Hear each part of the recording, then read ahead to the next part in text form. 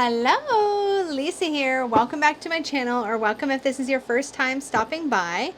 Today we're going to be doing a mass market madness. I have not done one of these in quite some time, but I'm super excited about it.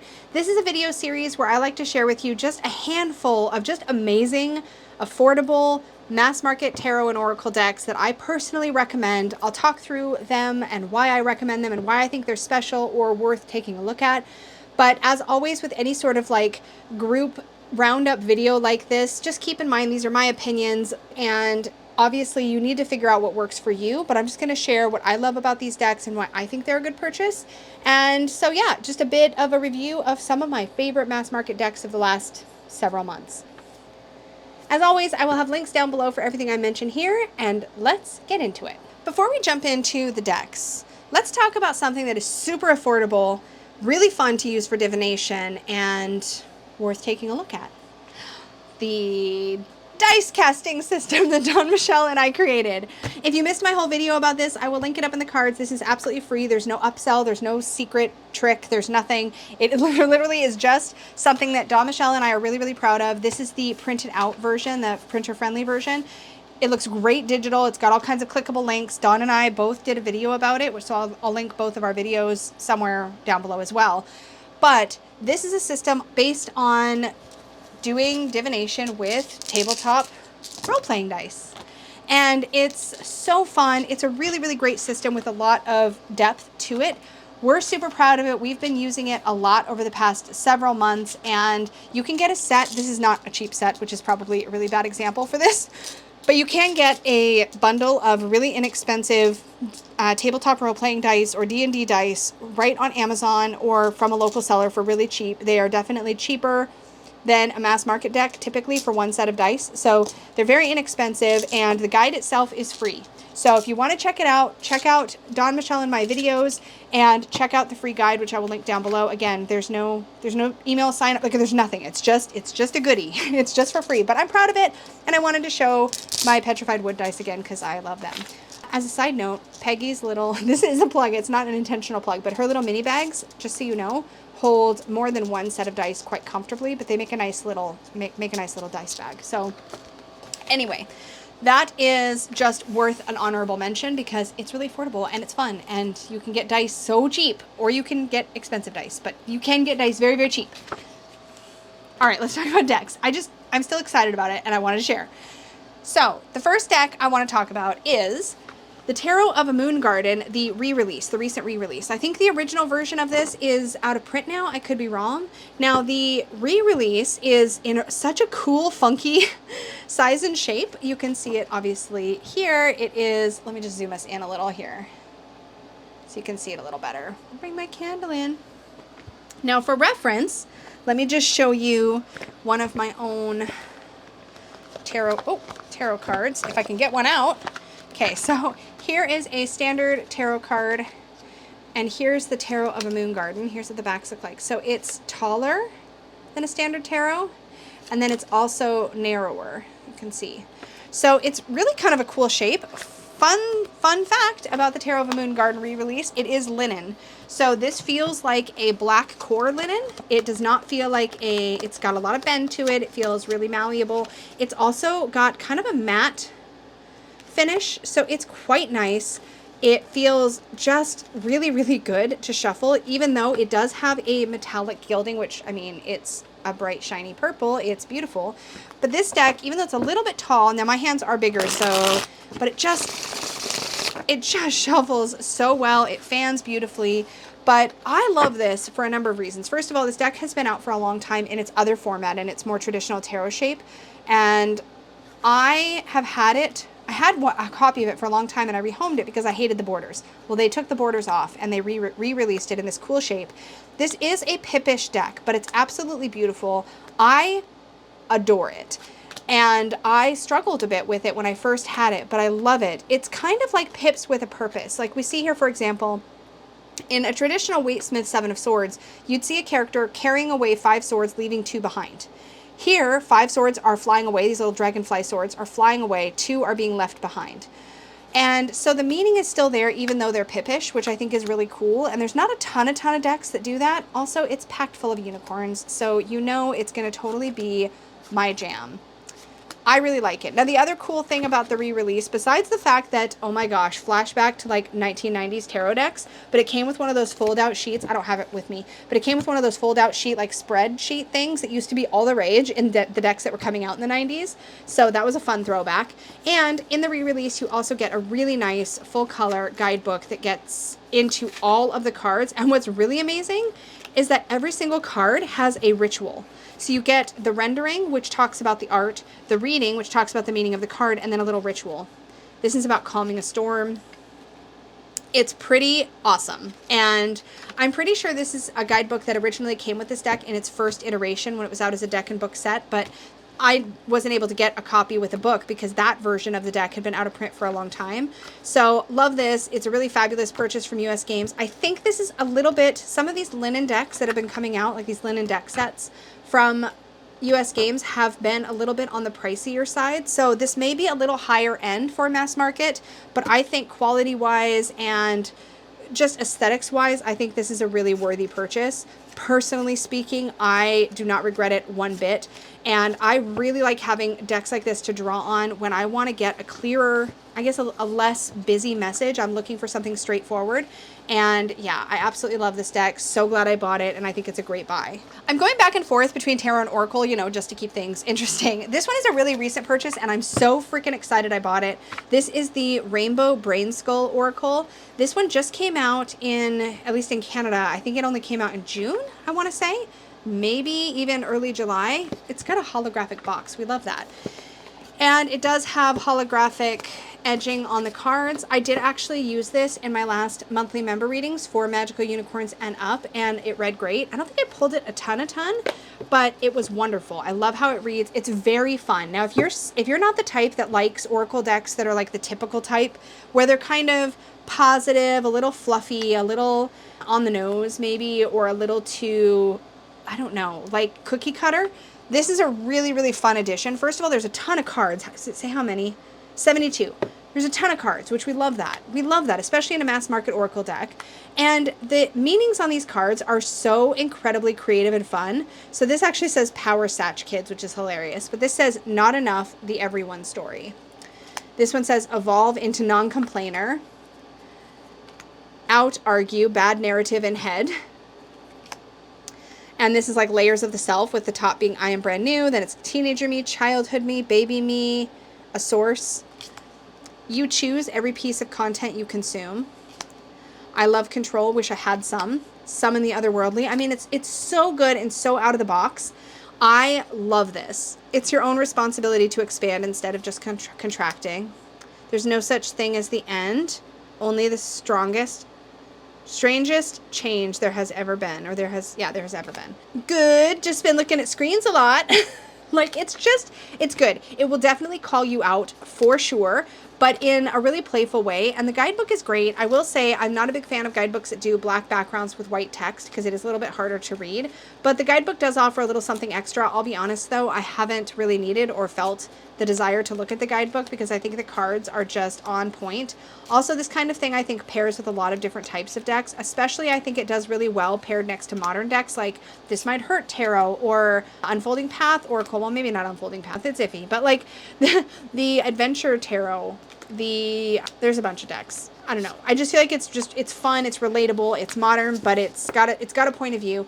I don't mind the gilding actually. It's shiny, but it doesn't feel uncomfortable to me to shuffle the deck.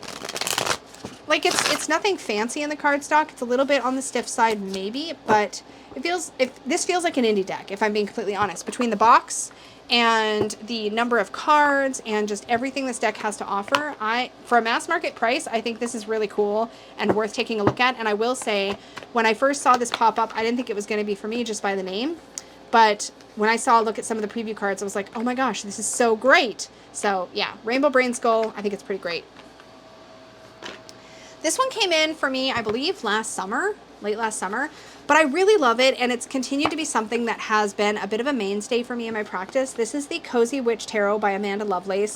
This is a wonderful deck, and it's funny because her Oracle deck, Believe in Your Own Magic, is also wonderful, but I didn't end up keeping because something about the characters all being kind of young made me feel like I wasn't very seen in the deck, and it just, I don't know, for whatever reason, that bugged me. But with this one, I really love it. It definitely has all the cozy vibes. But this is a deck that I really love for getting a message, a reflective message, a current day message, because there's messages written right on the cards. And I love the cozy vibes so, so much. There is a wonderful array of different types of people here, and it doesn't feel like it's quite as like super young. I mean, it's still, I feel like most of these people are like sort of on the younger end, but it doesn't feel like that's, I don't know, it doesn't feel like so front and center. Whereas the Oracle deck, which does, by the way, pair beautifully with this, but the Oracle deck gave me more of a, not just in the art, but in the messages. It felt a little bit like it was representing a place of life that I'm just not in now. But I love this deck. And it is in my bedtime deck rotation. So what I like to do is when I go to bed at night, I like to pull, actually I kind of pull from a bit of a stack of decks, but I always like to have at least one tarot deck that has messages right on the card for me to pull from and journal about. And I like that because it's so effortless, and it's really wonderful for the end of the night when my energy is a little bit low to pull decks like that. I really enjoy this particular deck, and I enjoy the perspective, I enjoy the characters, and I find it to be just a really pleasant deck to work with. So that is the Cozy Witch Tarot by Amanda Lovelace. I think this is worth a look, especially, I mean, it is definitely a wonderful one for fall. Like, just hello, it's literally got all the pumpkin spice latte vibes, I'm just saying. But I really enjoy it. It's a wonderful bedtime deck for me.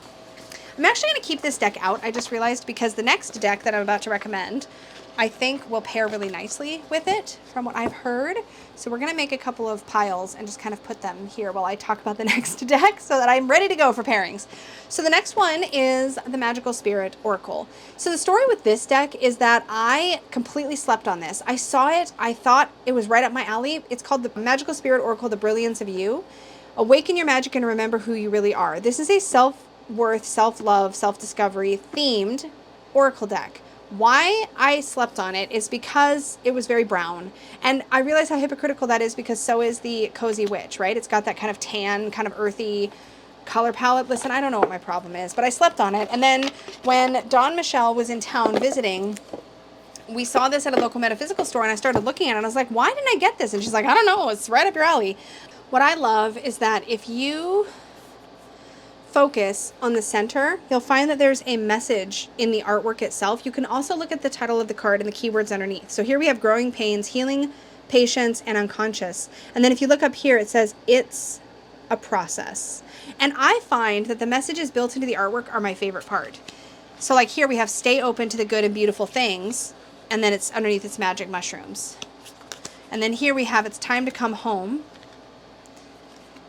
Here we have I am in divine flow and move in alignment. Here we have, I hope that over everyone else you learn to make yourself proud, which is just a beautiful message.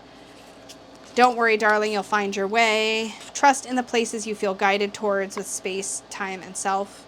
Just really, really lovely. It is safe to surrender to the good feelings. I mean, it's really beautiful. And I do think it pairs really nicely with Cozy Witch. So that's fun. And this is a new addition for me, but I'm really, really pleased with it. I absolutely adore the write-ups on the cards. And I think the original reason I didn't get it is because the 70s font and all of the brown. But I absolutely love it. You can let go now, surrender to what is, honoring the flow of all the emotions, find those who inspire you to bloom. Like, it's just really powerful, and the artwork is gorgeous. I love this. Dark Night of the Soul. I think this says she dug caverns in her heart until she found the light. How beautiful is that? Just let me be. I mean, it's a really, really lovely oracle deck with a beautiful guidebook. So I think that was a really fun find, and I'm glad that I ended up picking it up. I absolutely love it, and it's super affordable. This next deck was actually a deck that we studied in the Unicorn Fam channel membership. This has so much to it. There's so many layers. This is the Witch Sister Tarot by Julia Jeffries. Now, Julia Jeffries also created the Tarot of a Hidden Realm, But the Witch Sister Tarot is very specifically based in Scottish folklore and the land, Scotland, the land. There's a lot of symbology. There's a lot of richness to this deck, and I absolutely loved studying it and spending quality time with it. It speaks to something wild in the feminine that I really, really felt myself drawn to. There's something so primal, and this is very outside of the box for what I feel like Llewellyn typically publishes. There's something just special about it. And we don't see a lot of decks like this. There's a ton of like crone wisdom in this deck. And I think it's really special. And I feel that way about all of these decks, but this hits a different note. This hits something, like I said, raw and powerful and primal. And I just think it's really, really cool. Putting this next to Tarot of the Hidden Realm, Tarot of the Hidden Realm feels kind of tame. And that should tell you something if you have that other deck that Julia Jeffries illustrated. Like, look at her as the land, the Kaliak. I just absolutely love this. So really beautiful deck, wonderful guidebook. You can go into so many layers of study with this one and still not hit every single note. So there's a lot here, there's a lot of depth. And if you enjoy a deck you can really sink your teeth into and like study and like really get to know and spend quality time with, I think this is worth a look for sure. This next one, this was totally a Dawn Michelle made me get it because I was not going to get this because I did not need it. But I'm so glad I did. This is the Dreamgate Oracle by Danielle Noel. Danielle Noel, she's the creator of the Moonchild, the Starchild Tarots, and other incredible decks. But this one was a mass market, and I absolutely love the way that it's formatted. Because one of the things I find with Danielle Noel's Oracle decks is that they don't always have keywords on them. They have titles, and sometimes titles like Mystic Key don't really tell me what the card's about. But in the Dreamgate Oracle, she has patterns in the subtle realms, time keys, and singularities. So there's some jumping off points there. There's some keywords. This also has an incredible guidebook, which I'll show you in a moment. But this is an absolute bargain that you can get this mass market. It's really beautiful. The quality of the deck feels nice. It's got that sort of like buttery laminated finish that just feels really good. It's a little bit clumpy, but it's matte and it feels luxurious, even though it is mass market. And her artwork is so dreamy. This also pairs beautifully with the Moonchild Tarot in my view, and it is a perfect pair for me. I keep it stored with the Moonchild because I like pulling it with the Moonchild, and there's something about the tone where it works really well with either the original Moonchild or the Shadow Edition. I like it paired with the Shadow Edition, frankly. I think it's a beautiful pair with that version, but it works well with both. And I'm so glad I bought this. I absolutely love it. And it's really brought the Moonchild Tarot back to life in my practice as well. Like, look at this. It's just, her artwork is so special. I love it. I absolutely love it. So this is the Dreamgate Oracle. The guidebook is quite substantial. Like, it's a nice size. Like, here's the deck, you know, and then here's the book. It comes in a nice box set, and the book is fantastic. So for every card you get a list of keywords, you get some affirmations like I'm ready to take this leap of faith, I'm making room for new experiences. You get a description of the artwork and what you're seeing there. You get a write-up, then you get a message, then you get some contemplation questions. If I had no fear, what would I do? Where are the green lights guiding me now? So this is a really, really wonderful deck to work with to just go deep in your practice. And this paired with the Moonchild, which also has questions for reflection and has a really meaty guidebook, is just a powerhouse pair. So for personal work especially, I really like the way that these two work together. And I can't believe it's mass market. Again, this is another deck that really legitimately feels like it could be an indie deck. And so it's very, very well done. The production quality is lovely. This is published by RP Studio, and they've been doing some really cool stuff lately. So if you slept on this one and you normally like Danielle Noel's work or you like this style, check it out because I think it's really great. And last but not least, I have to gush yet again about the Good Fortune Tarot. We're currently trying to work on figuring out if we can do this as our next study deck in the Unicorn Fam. The struggle is that there's a bit of a stocking issue at the moment. So it seems like the deck is not quite out in Canada, even though it said it was going to be out July 8th. It's still showing like not in yet. And on Amazon US, it's showing back ordered. You can still, I did see that you can still order it from like Barnes & Noble. There's other retailers that have it, but it's a bit hit or miss. It's not quite out in the UK yet, and I don't think it's quite out in Australia yet. I think it's hitting UK, Europe, Australia. I think it's hitting those marketplaces in August, like early August. But if we can make it happen, we're going to try to do a deck study of this. I would love to do a deck study of this in August and September, but it may have to wait. So if you're in the channel membership, be sure and weigh in on what you think about that. I've got a poll on the community tab for members. But for everybody, this is such a fabulous purchase. This is the deck by Barbara Moore. It's illustrated by Jessica Rue, who is also the illustrator of the Woodland Wardens Oracle deck.